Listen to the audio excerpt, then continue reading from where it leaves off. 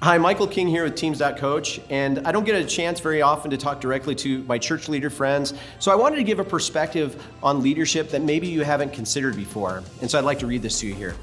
In Matthew chapter 11, Jesus is actually addressing those that would be drawn to him. So this is what he says. He says, "Come to me, all who are weary and burdened, and I will give you rest. Take my yoke upon you and learn from me, for I am gentle and humble in heart."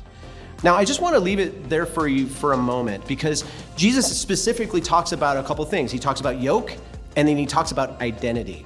The first thing is yoke, is this yoke really comes down to one simple word: understanding. He's identifying that his way and his thinking in the lens at which he views religion through, it's way more simple than the old ways. This yoke is easy. But then he does something that is spectacular, and it's one of the only times in Scripture that he actually identifies a personality trait about himself.